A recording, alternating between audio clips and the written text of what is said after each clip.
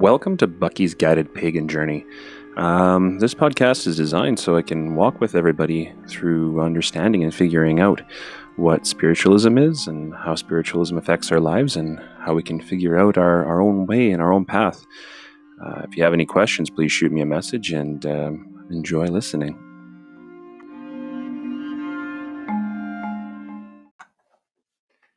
We're off to the races here on this wonderful second day of May in the year 2020. So this is episode 1, season 1 of this lovely podcast. And I was kind of scratching my head and wondering where I should start this all off on. It's not like I can just pick you up and say, "That's it right there. Behold the power of the woo." But it doesn't really work that way.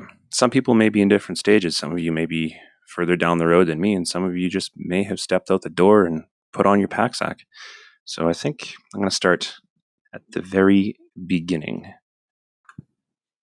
Now, of course, a lot of people out there will say the very beginning is kind of a contradictory of terms because there's continuous regeneration, which I'm not totally against, and I actually do kind of believe that as well.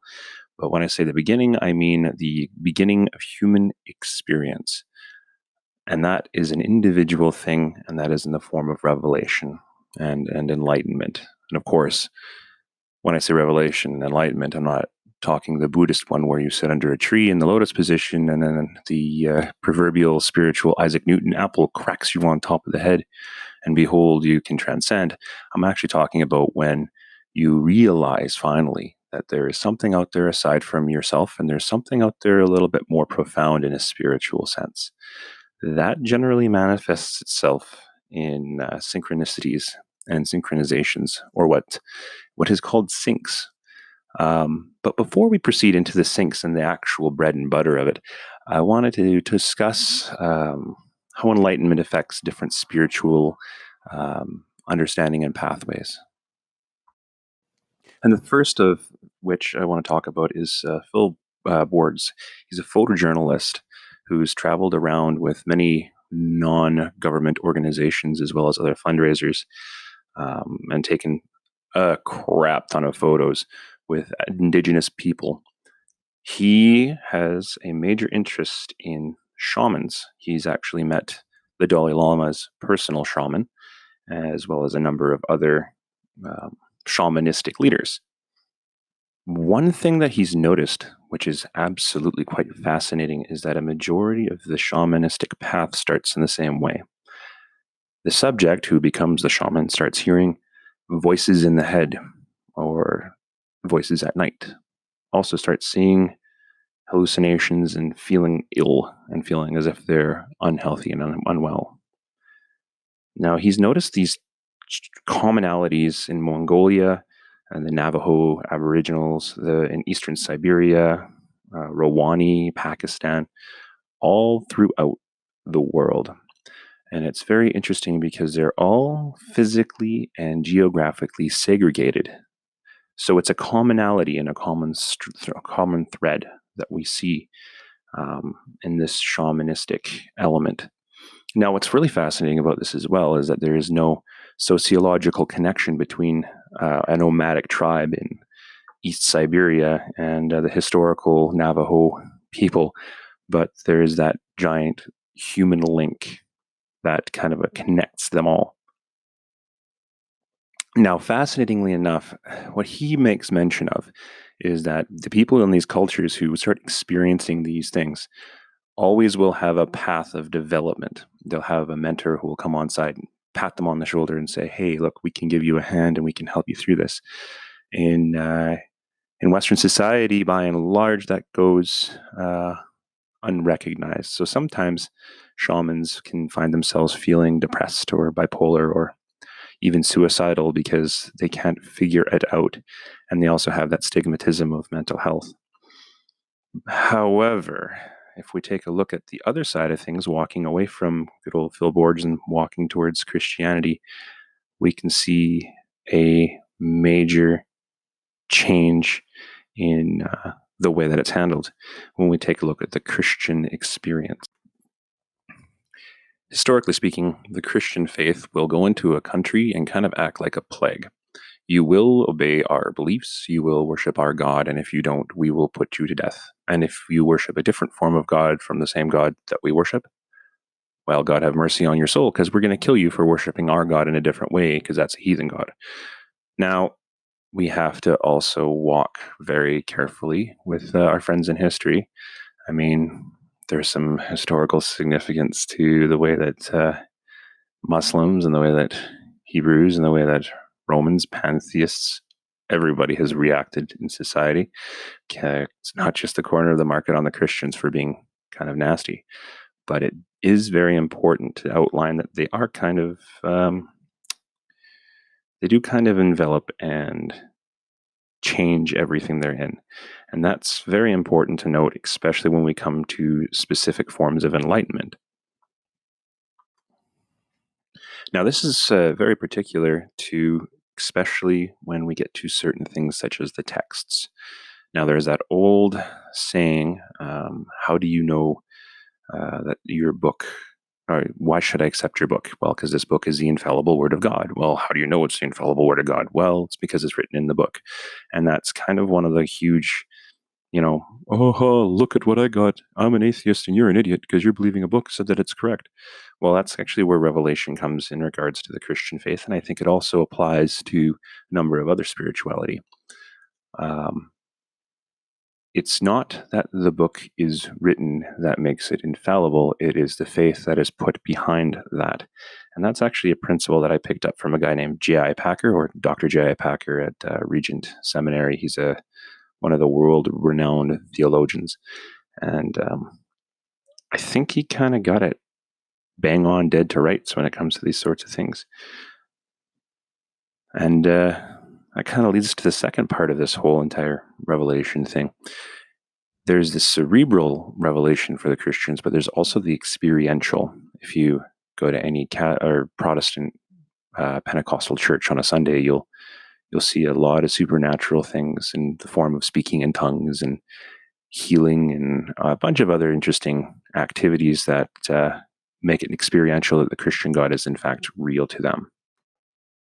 But before you throw your hands up in the air and say, this man here is a Christian, listen to him talking about the Christian faith, I'm only pointing this out because this is where the sad part comes in, where individuals such as myself, who was raised in a very Christian environment, encounter spiritual prophecy or elements. There seems to be no country for us at all.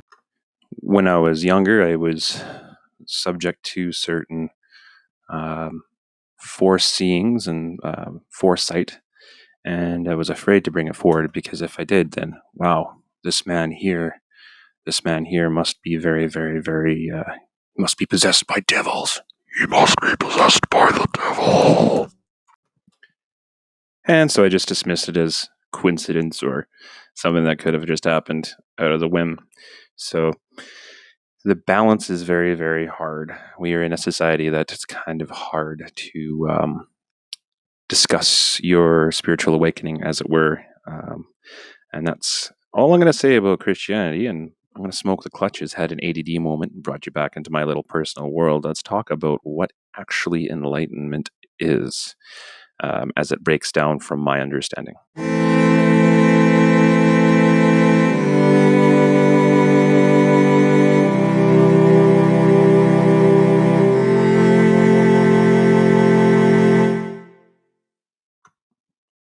So enlightenment works in this way. It's that aha moment. It's that moment when you realize that there's something there out there beside yourself. It's when you realize that the objects around you aren't as they seem, and the objects you touch aren't what they are. It can be as simple and easy as crying at a symphony, or it could be something as profound as seeing a white light in the sky talking to you while you're asleep. It's when we realize that our reality is an illusion. Albert Einstein, if I butcher this quote, please make sure to correct me. Send me an email at I don't give a shit. No, actually, if I do get this wrong and screw it up, please let me know. But Albert Einstein said, reality is illusion, albeit a persistent one. So what does that mean? Does that mean that we are living a lie? Are we living a lie? No, not at all. What that means is that it doesn't matter really how you interpret it. There's a number of different ways, the Christian one being the fatalistic one. The Buddhist one being the karmatic one. There's the Taoist one being the flow. There's so many ways we can really interpret it, but it's very important to outline that we are co-authors with our fate. I'm pretty sure as this wonderful podcast goes on, there's going to be times when I'm going to discuss things about, tell Canadian, about predestiny versus free will. But we're not going to get there in this one. What we're going to talk about instead is the enlightenment stage as it comes with sinks. So if we are, and that's not like a dripping sink. So if we are in a period where we all of a sudden start noticing specific things in our lives working in a fatalistic path, and it forces us to open our eyes, those are those sinks. And there's a number of them, and I will try and get through them all on this and discuss how they apply to revelation and what our responses are. So right out of the chamber, we have the Precursor Sync. And the Precursor Sync is kind of like that. It's kind of like lightning as a precursor to thunder.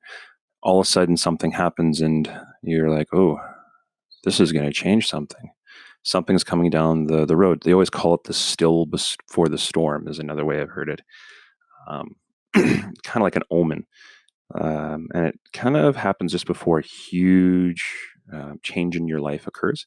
So it's kind of like for me, one of the ones was when I was younger, I was able to predict some major world events just based on kind of the way my psyche switched, which was mind-numbing for a very young age.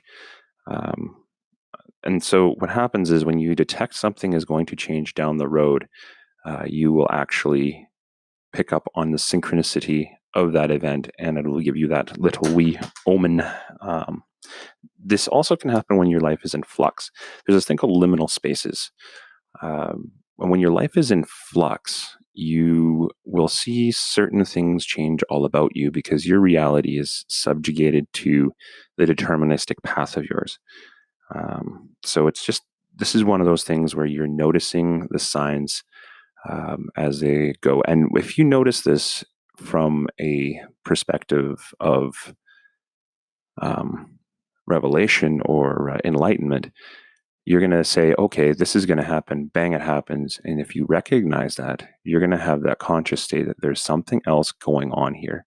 And if it happens continuously, then it's going to affect the way that you outlook on the world, I should say. So a prime example of this would be if an individual is thinking to themselves, hey, maybe I should talk to somebody in regards to my addiction to whatever. And then all of a sudden, as they're walking down the street, someone walks over and says, hey, look, the god Google Glue told me to tell you to stop using the needle. Well, that's a very profound enlightenment moment. The best example of this would be the Buddha himself. He walked down the road and saw a series of people in different stages of life. And that triggered in his mind the understanding of the meaninglessness. And it started that question down to that quest of actual Buddhist enlightenment, not the spiritual form of enlightenment.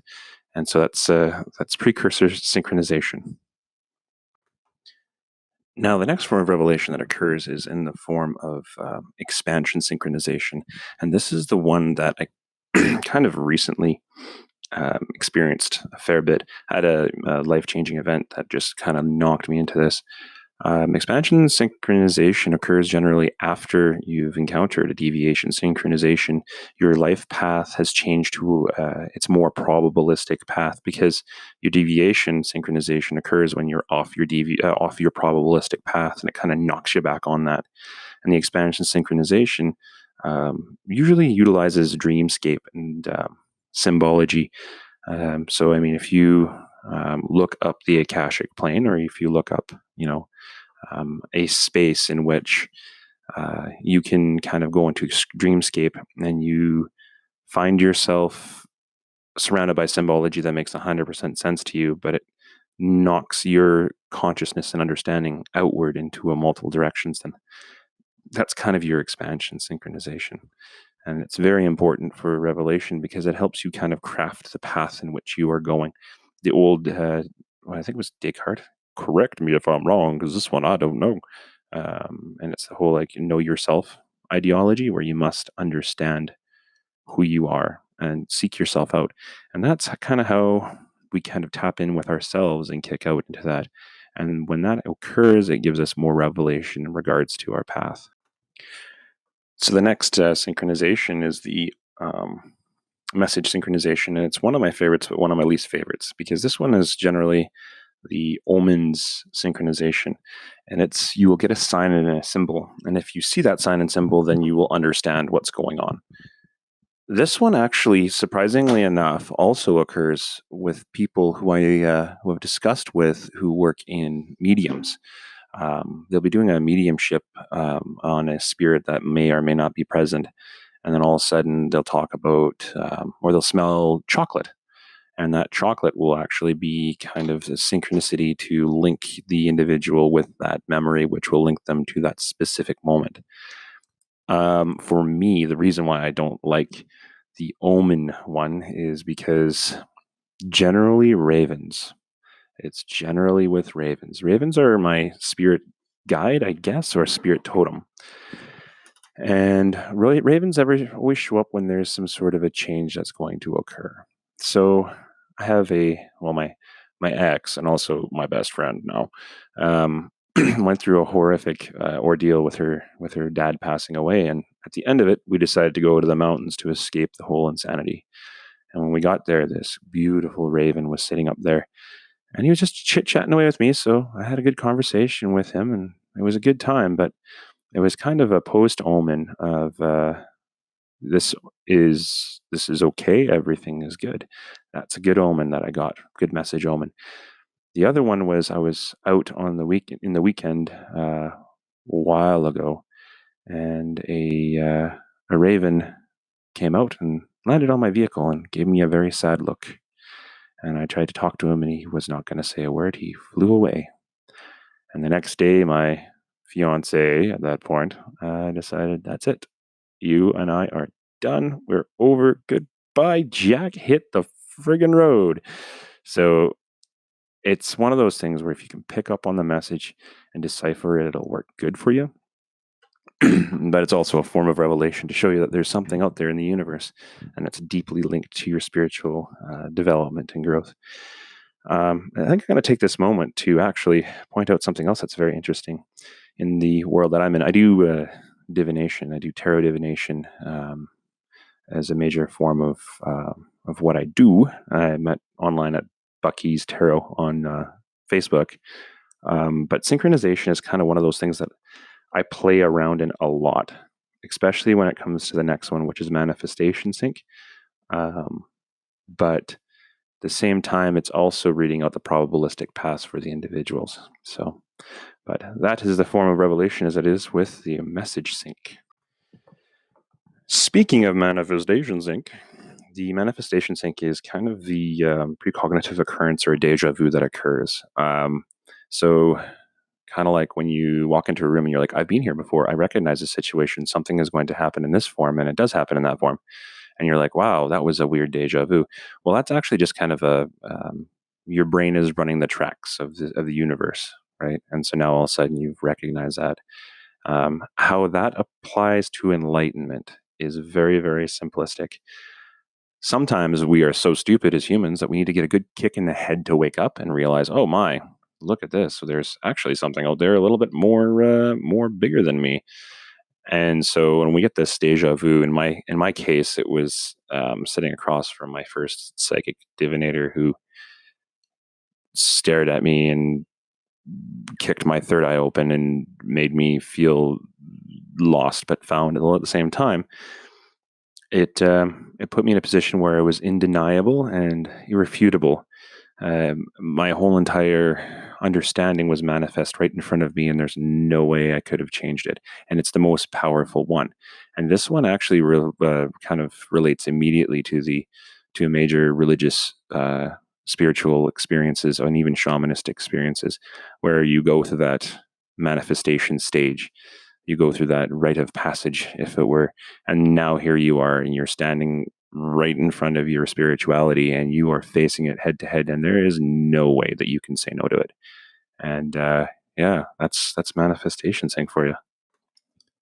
And the last synchronization of them all is the opportunity synchronization. And this one is the one that actually makes me a little sad because as much as I try, as much as I dig, I can never get the opportunity sync.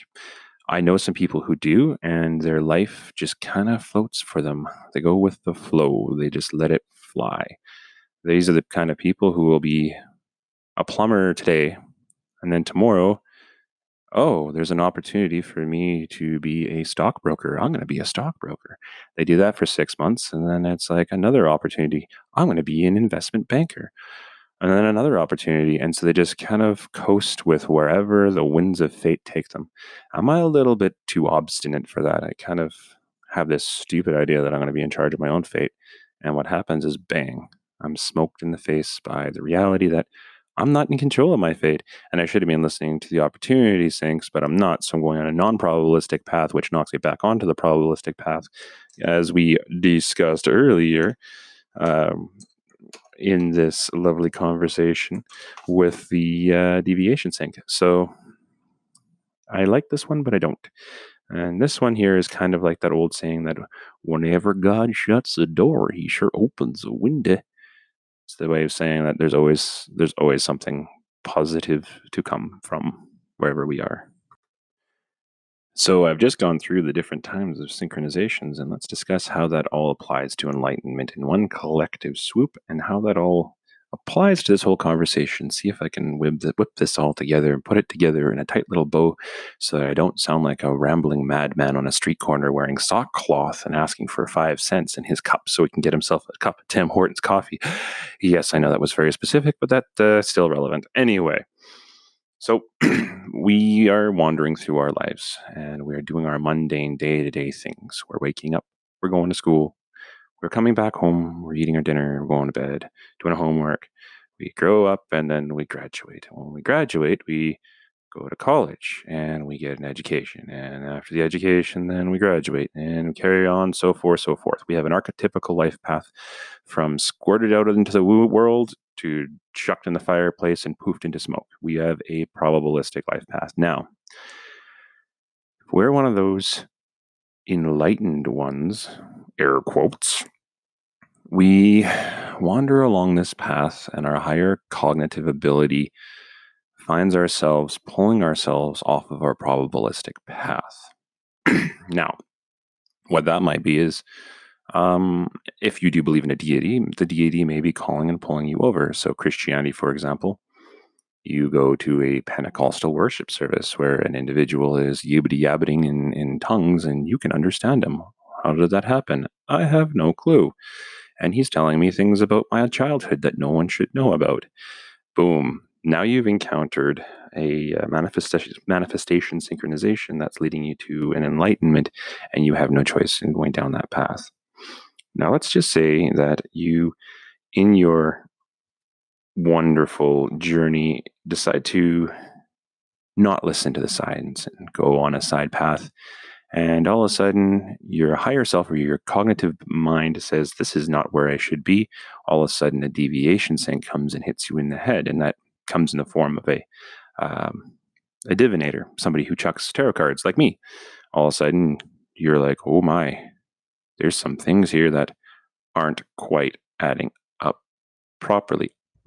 I came to this child's birthday party with the whole intention of unwrapping presents, and now I'm in front of this dude who's telling me maybe I shouldn't be where I am. Maybe I should analyze what's going on a little bit more in depth and in detail, and perhaps I should stop drinking. Now I'm faced with this hard reality that this total stranger just opened me up like a can of worms and kind of spilled me out on the earth for the birds to peck at it. So now I should probably consider to myself, there's something bigger than me out there. All of these things work in different ways that show a level of kind of transcendence or enlightenment. And it's up to the individual to see what we do with that. If you decide to embrace a religion, embrace a spiritual path, or simplistically dismiss it and keep wandering on our merry lives. But this enlightenment does exist. And that's kind of the launching spot. that's when you have that aha moment. That's when you get kicked in the teeth and you can't walk on your own pathway anymore. And that's kind of where I'm going to leave you today. That was a very, very, very, very long explanation, but it was a very, very, very, very, very apt one. So until then, you guys have a wonderful time. If you have any questions or if you want to talk about a topic or anything like that, just give me a lookup. I'm at, and then capital Tarot, capital By, capital Bucky on Facebook. You can see my good old group there. It has the same logo as this good old broadcast. And then we'll check with you the next time.